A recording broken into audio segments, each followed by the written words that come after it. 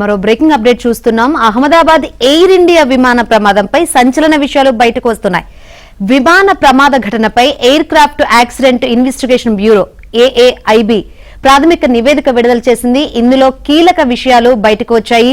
విమానం టేకాఫ్ అయ్యాక ఇంధన కంట్రోలర్ స్విచ్లు సెకండ్ పార్ట్ ఆగిపోయినట్లు వెల్లడించారు. ఈ కారణంగానే ప్రమాదం జరిగినట్లు తెలిపింది. దీనికి సంబంధించి 15 పేజీలతో ఏఏఐబి ప్రాథమిక నివేదిక సమర్పించింది.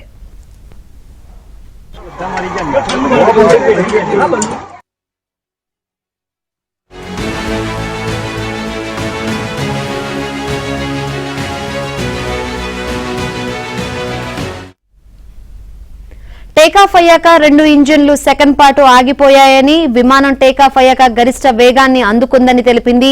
అదే సమయంలో ఇంజిన్ 1, ఇంజిన్ 2 ఆగిపోయాయని, ఇంజిన్ కు ఎందుకు ఆఫ్ చేశారని కో పైలట్ ను ప్రశ్నించారని తెలిపింది. కో పైలట్ తాను ఇంజిన్ ను ఆఫ్ చేయలేదని చెప్పారని, కాక్పిట్ లో ఇవే పైలట్ల ఆఖరి మాటలని ఏఏఐబి నివేదిక తెలిపింది.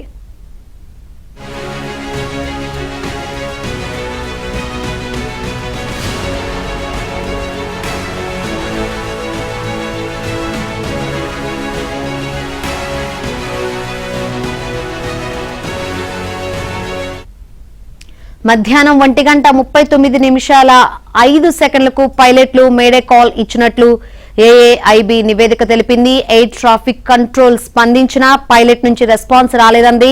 ఎయిర్పోర్ట్ గోడను దాటే ముందు విమానం కూలిపోయిందని, సీసీ ఫుటేజ్ లో పక్షి ఢీకొన్న ఘటన ఏదీ కనిపించలేదని ఏఏఐబి స్పష్టం చేసింది. మధ్యాహ్నం 1:44 ఫైర్ ఇంజన్లు వెళ్లాయని, శిథిలాలను సురక్షితమైన ప్రదేశానికి తరలించారని ఏఏఐబి తెలిపింది. ఇంజన్లు ఇతర భాగాలను పరీక్షించేందుకు భద్రపరిచారని, విమానంలో ప్రమాదకర వస్తువులు ఏమీ లేవని ఏఏఐబి నివేదిక స్పష్టం చేసింది.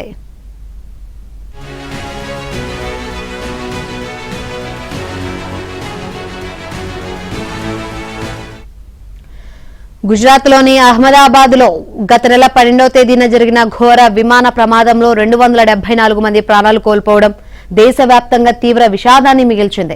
అహ్మదాబాద్ నుంచి లండన్ బయలుదేరిన ఈ విమానం టేకాఫ్ అయిన కాసేపటికే జనావాసాలపై కుప్పకూలిపోయింది.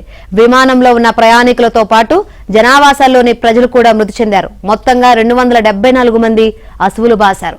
ఇక ఈ ఘటనపై ఏఏఐబి విడుదల చేసిన నివేదికపై బోయింగ్ స్పందించింది. విచారణకు పూర్తిగా సహకరిస్తామని వెల్లడించింది.